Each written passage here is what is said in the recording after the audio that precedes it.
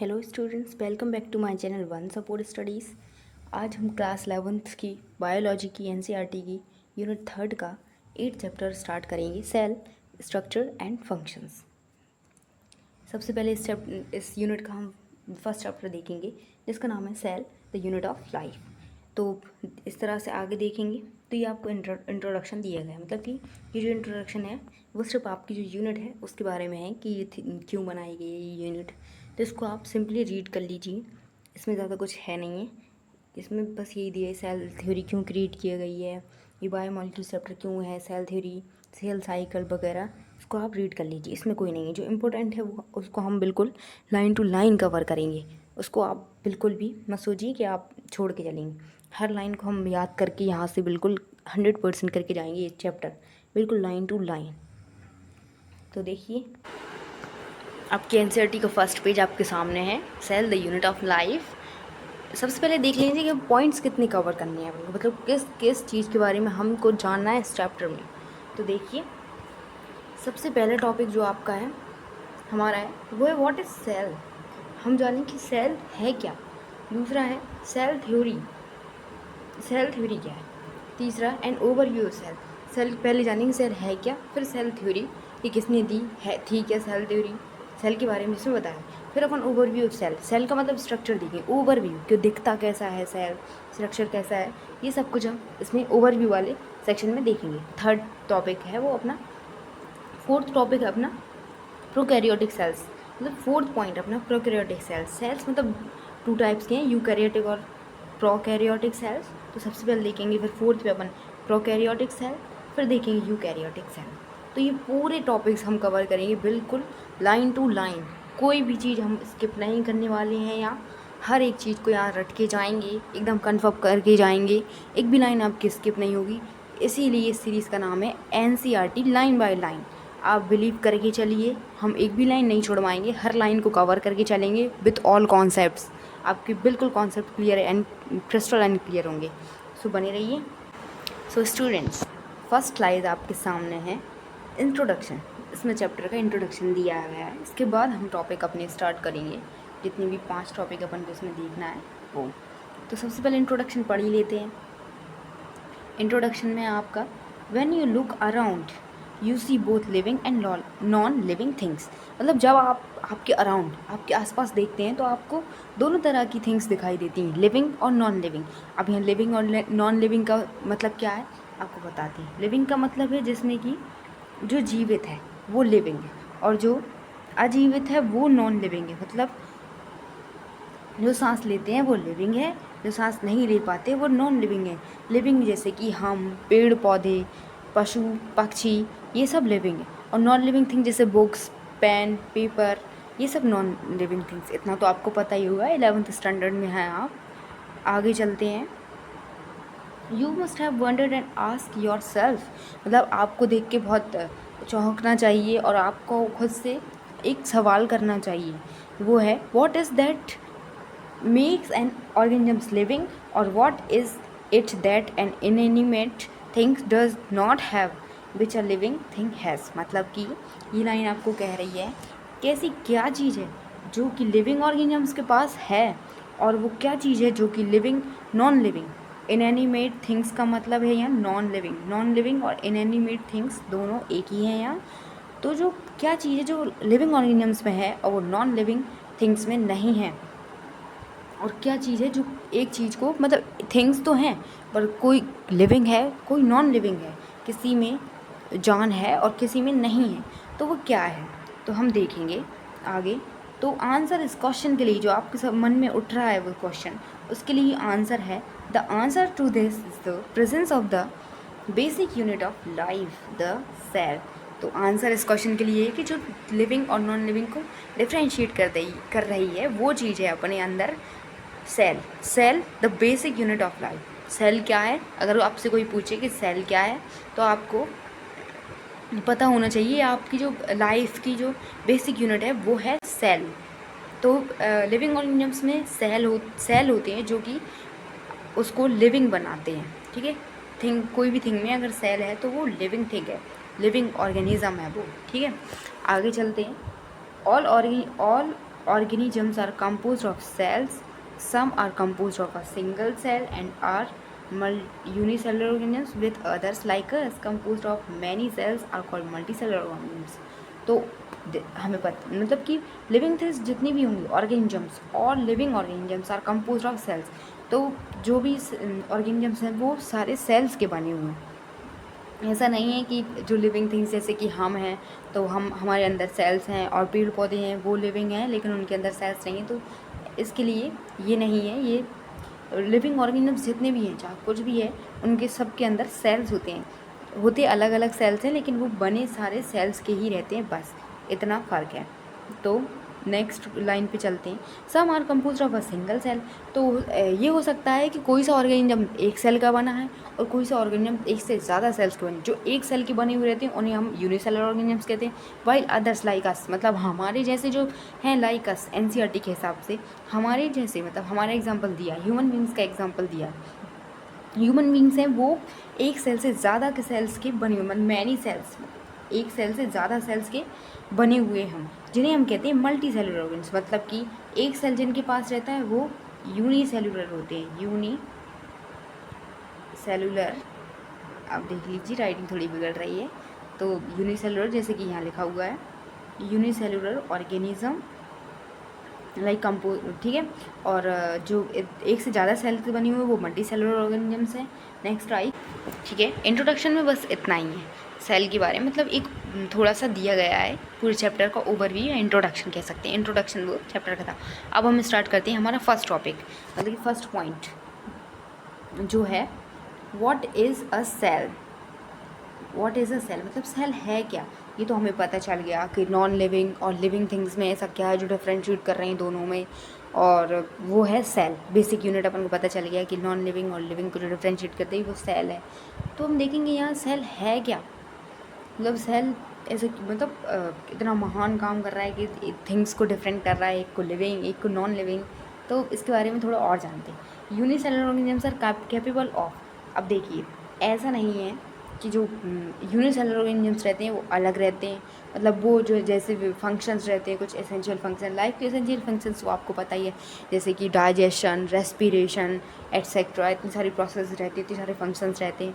तो ऐसा नहीं है कि यूनिसेलुलर ऑर्गेनिजम्स और मल्टी सेलुलर ऑर्गेनिजम्स अलग अलग हो रही हैं या फिर यूनिसेलुलर ऑर्गेनिजम्स में हो नहीं रहे हैं, सिर्फ मल्टी सेलुलर ऑर्गेनिजम्स में हो रही हैं। तो ऐसा नहीं है। तो यूनिसेलुलर ऑर्गेनिजम्स आर कैपेबल हो, मतलब कि ये भी कैपेबल है क्या, किस चीज़ की कैपेबल है, इंडिपेंडेंट एग्जिस्टेंस, मतलब कि इनकी एग्जिस्टेंस जो है वो इंडिपेंडेंट, मतलब कि इनका जो ये जो एग्जिस्ट करते हैं इस अर्थ पे, इस वर्ल्ड में, तो वो इस अर्थ में जो एग्जिस्ट करते हैं वो इंडिपेंडेंट हैं, मतलब कि किसी पे डिपेंड नहीं होना रहता है इन्हें अपनी कोई सी प्रोसेस करने के लिए, जैसे कि डाइजेशन, रेस्पिरेशन, रिप्रोडक्शन, कुछ भी प्रोसेस फंक्शन, उनको किसी पे डिपेंड नहीं होना रहता है। और दूसरा है, ये आपको पॉइंट एकदम रटा होना चाहिए, याद होना चाहिए आपको। और दूसरा पॉइंट है performing the essential functions of life, anything less than a complete, यहाँ तक देख लेते हैं। सेकंड रूल है इसका, परफॉर्मिंग द एसेंशियल फंक्शन, मतलब और सेकंड कैपेबल क्या के लिए, मतलब जितनी भी एसेंशियल फंक्शंस हैं वो परफॉर्म करते हैं, ये ऐसा नहीं है कि परफॉर्म नहीं करते हैं। तो जितनी भी लाइफ के, मतलब एक लिविंग ऑर्गेनिजम्स की जितनी भी पूरी प्रोसेसेस होती हैं, इन एसेंशियल प्रोसेसेस वो सब परफॉर्म करते हैं यूनिसेलुलर ऑर्गेनिजम्स, मतलब कोई एक्सेप्शन नहीं है। और आगे देखते हैं, anything less than a complete structure of cell, थोड़ा इरेज कर लेते हैं इसे, थोड़ा दिखाई नहीं दे रहा है। Anything less than a complete structure of a cell does not insert independent access. हाँ, लेकिन ऐसा कभी नहीं होता है कि एक सेल से कम, मतलब ऐसा नहीं कह सकते हम कि किसी में एक सेल है और किसी में आधा सेल है। तो आधा सेल मतलब कि इनकम्प्लीट जो सेल रहता है, इनकम्प्लीट सेल का अगर स्ट्रक्चर है वो एक अपना इंडिपेंडेंट लिविंग नहीं कह सकते हैं हम उसको इंडिपेंडेंट लिविंग इंश्योर नहीं कर सकते हैं हम, वो एक इंडिपेंडेंट लिविंग है ही नहीं, मतलब सेल कंप्लीट सेल होना चाहिए उसके पास। आगे देखते हैं, so cell is the fundamental structure and functional of life. तो जो मेन इसकी सेल की जो वो देखेंगे हम डेफिनेशन है तो वो ये है, hence cell is the cell is the fundamental structural and functional unit of all living organisms. मतलब कि सेल एक यूनिट है जो कि fundamental structural and functional unit of, मतलब स्ट्रक्चरल और फंक्शनली अगर देखें तो वो एक फंडामेंटल यूनिट है of life all living organisms, जो कि सारे लिविंग ऑर्गेनिजम्स में होती है। तो ठीक है, इस तरह से हम सेल को डिफाइन कर सकते हैं। Anton van Leeuwenhoek first saw and describe the cell. अगर बात करें यहाँ थोड़ी एनसीईआरटी से बाहर बात करें हम, कि सबसे पहले सेल के बारे में बताया किसने, सेल को देखा किसने। लिविंग की बात हम ये नहीं कर रहे हैं, नॉन लिविंग सेल वो देखा सबसे पहले रॉबर्ट हुक ने। आपने क्लास 9th में पढ़ा होगा, रॉबर्ट हुक ने सबसे पहले सेल को देखा था। लेकिन उन्होंने वो कहाँ क्या देखा था, वो पेड़ की छाल में देखा था, जो मरी हुई छाल रहती है, कॉक सेल को उन्होंने देखा था, जो कि एक डेड सेल रहता है। तो उन्होंने, और वो सेल नहीं देखा था, उन्होंने सिर्फ सेल वॉल देखा था, उसमें मतलब उन्होंने एक डेड सेल देखा था। लेकिन एंटन वन लीवेनहॉक जो हैं, जो साइंटिस्ट हैं, उन्होंने एक लाइव सेल देखा था। मतलब कि कह सकते हैं लिविंग सेल सबसे पहले एंटन वन लीवेनहॉक ने देखा था। तो ये क्वेश्चन आपको एकदम याद होना चाहिए। ये क्वेश्चन आपका मतलब बन सकता है बोर्ड में, मतलब आपके एग्ज़ाम्स में, सॉरी बोर्ड तो 10th-12th में होती है, 11th एग्ज़ाम में आपके बन सकते हैं। क्वेश्चन बन सकता है कि एंटनमेंट मतलब कि फर्स्ट लिविंग सेल किसने देखा था, साइंटिस्ट का नाम बताएं, तो वो है एंटनमेंट लीवेनहॉक। ये आप याद रखिए। तो Robert Brown later discovered the nucleus को डिस्कवर किया, सेल तो डिस्कवर चलो हो गया कि एंटनमेंट लीवेनहॉक ने सबसे पहले देखा, तो सेल के बारे में अपन को पता चल गया। लेकिन उसके अंदर जो न्यूक्लियस रहता है, न्यूक्लियस वो किसने देखा था, वो रॉबर्ट ब्राउन ने देखा था। थोड़े दिनों बाद फिर रॉबर्ट ब्राउन ने उसी सेल के अंदर एक न्यूक्लियस डिस्कवर कर दिया था। ठीक है, इसके बाद आगे क्या है, the invention of the microscope and its improvement leading to the electron microscopes revealed all the structural details of the cell. मतलब कि आगे चल के इन्वेंशन ऑफ द माइक्रोस्कोप की मतलब डिस्कवरी हुई, माइक्रोस्कोप का इन्वेंशन हुआ, and improvement leading to electron scope microscope. तो याद रखिए माइक्रोस्कोप कौन सी थी, तो वो इलेक्ट्रॉन माइक्रोस्कोप थी। ठीक है, आगे चल के माइक्रोस्कोप का इन्वेंशन हुआ and revealed the structure detail structure. अब फिर जो सेल तो मिल गया था हमें, न्यूक्लियस की डिस्कवरी भी हो ही गई थी। हमने देखा कि सेल सबसे पहले एंटन वन लीवेनहॉक ने लिविंग सेल देखा, और रॉबर्ट हुक ने जो सेल देखा था वो डेड सेल था। ठीक है, और लिविंग किसने दी, एंटन वन लीवेनहॉक ने। ये लाइंस पूरी आपके सामने एनसीईआरटी रखी होगी। आई होप आप पूरी रिवाइज करते चलिए, मेरे साथ साथ याद करते चलिए, आपको पूरा याद हो जाएगा, पूरा क्लियर हो जाएगा पूरा कॉन्सेप्ट आपका, तो आपको पूरा याद होना चाहिए। तो और ठीक है, एंटन वन लीवेनहॉक ने फर्स्ट लाइव सेल देखा, एंड रॉबर्ट ब्राउन ने क्या किया था, रॉबर्ट ब्राउन ने न्यूक्लियस को डिस्कवर किया, और आगे चल के माइक्रोस्कोप का इन्वेंशन हुआ, जिसके थ्रू हमने क्या किया कि सेल की डिटेल जो स्टडी है वो हम बहुत अच्छे से कर पाए, उसके स्ट्रक्चर की, सेल का जो स्ट्रक्चर है उसकी डिटेल को जान पाए, उसको बहुत अच्छे से स्टडी कर पाए। दूसरे टॉपिक पे आ गए हैं हम, सेल थ्योरी। इन 1838 में, मतलब कि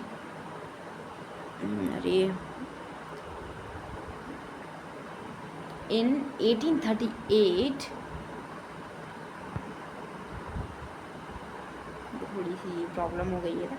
इन 1838 में मैथियास स्क्लीडन, एक जर्मन बोटेनिस्ट, जो कि एक जर्मन बोटेनिस्ट, याद रखना जर्मन बोटेनिस्ट थी।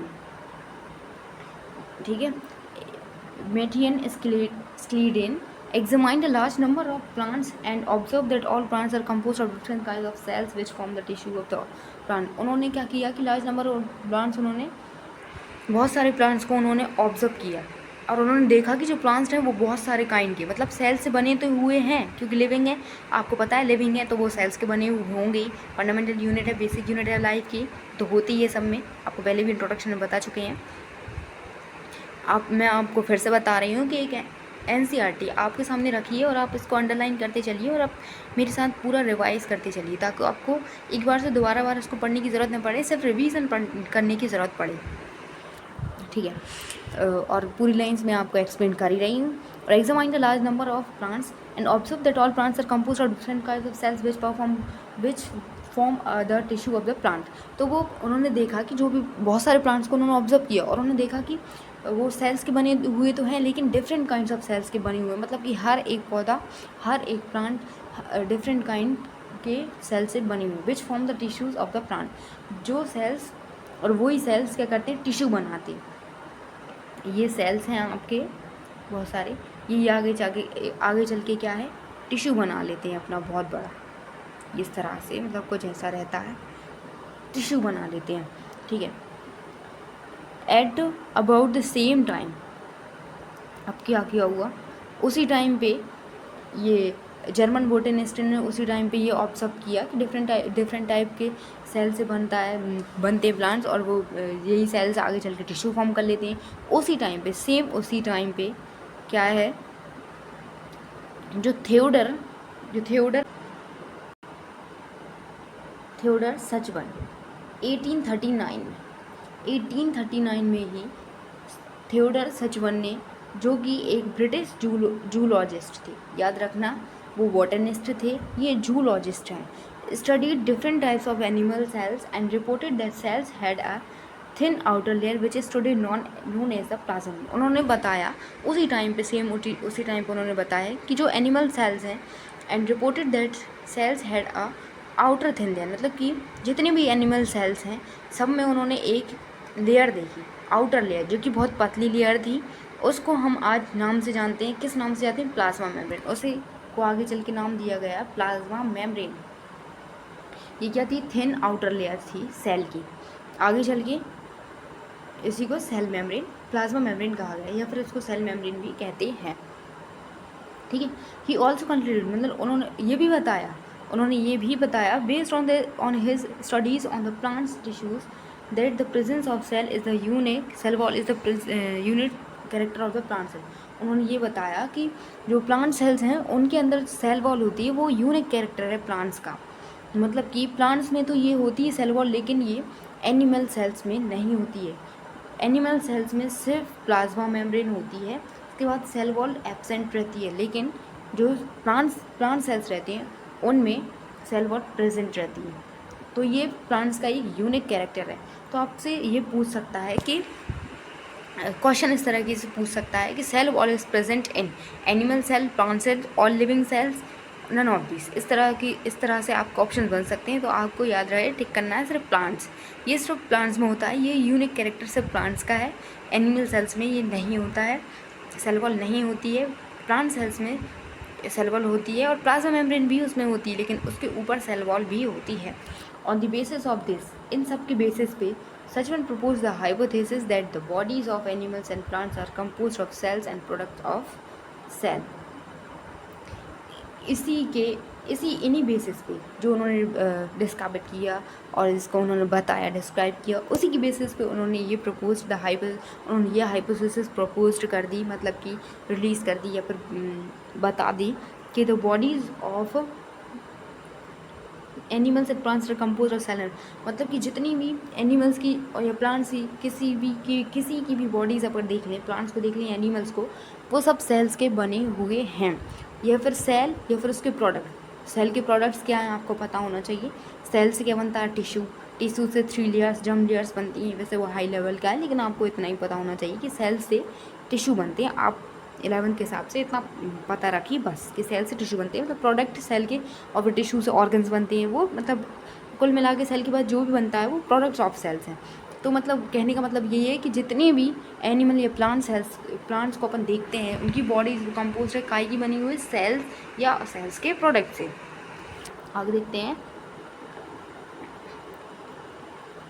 आगे है Schleiden and Suchman together formulated the cell theory। तो क्वेश्चन आपका ये ज़रूर बनता है ये क्वेश्चन कि सेल थ्योरी जो है वो किसने फॉर्मुलेट की। तो याद रखना, ये एक साइंटिस्ट ने नहीं की है, ये दोनों ने की है, स्क्लीडन और सचमन दोनों ने मिलकर ये सेल थ्योरी बनाई है, सेल थ्योरी को फॉर्मुलेट किया है, ठीक है, याद रखना। This theory however did not explain as to how new cells were formed. Cell theory उन्होंने दे तो दी, लेकिन ये थ्योरी का एक एक्सेप्शन भी थी।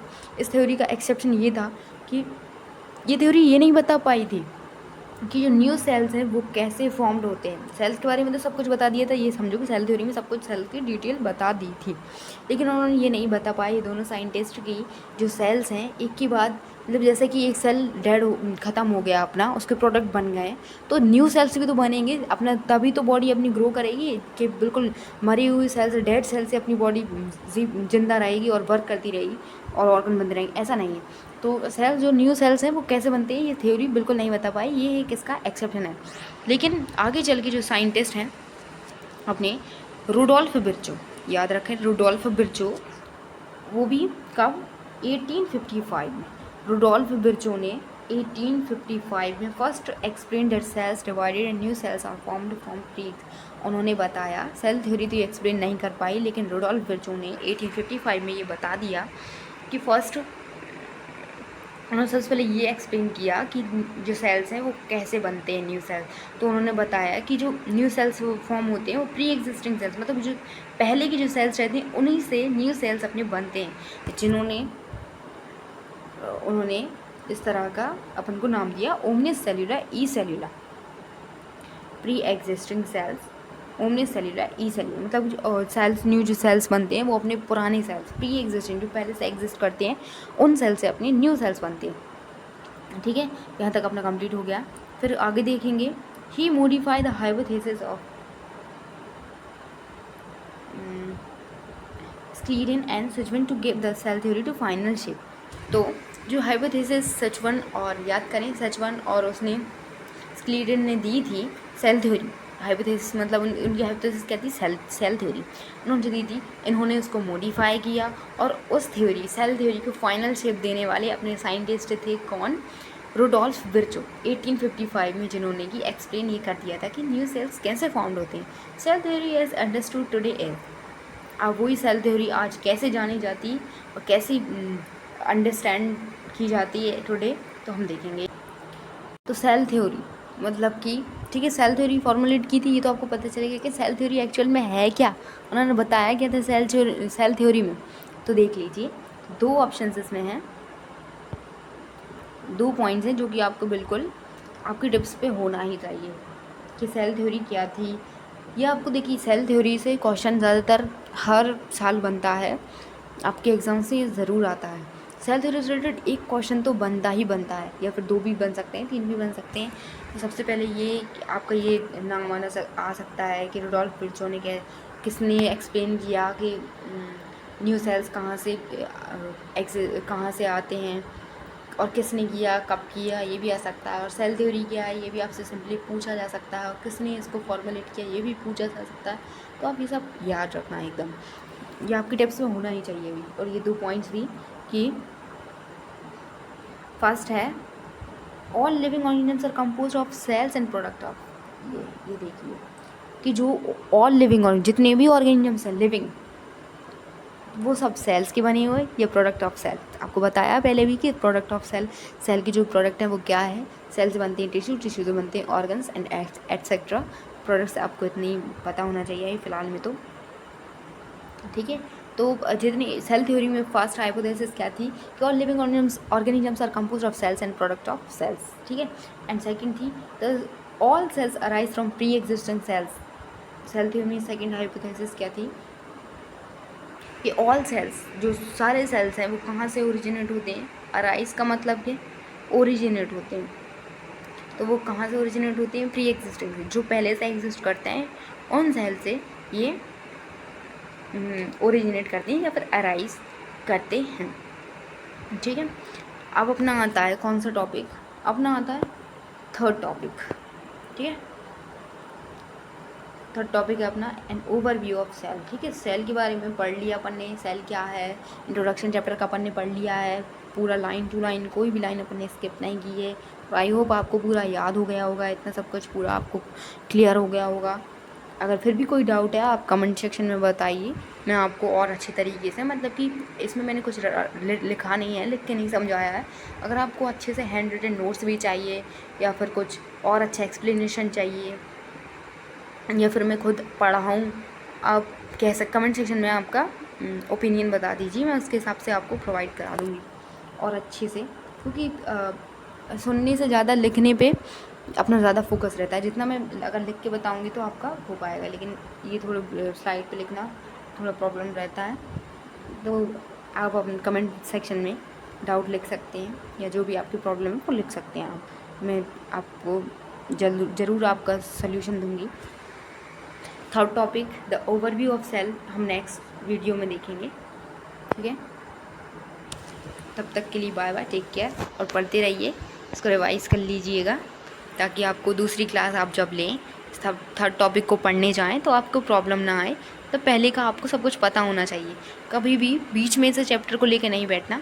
आगे से पूरी वीडियोस देखिए, इसके बाद ये देखिए, और इसी तरह की एनसीईआरटी लाइन बाय लाइन अगर आपको पढ़ना है मेरे साथ, बिल्कुल याद करना है, बिल्कुल कॉन्सेप्ट क्लियर करना है, तो आप इस चैनल पर बने रहिए। सब्सक्राइब कर लीजिए इस चैनल को, आपको बहुत हेल्पफुल होने वाली है ये वीडियोस, क्योंकि एनसीईआरटी से कनेक्शन होना बहुत अच्छी बात है।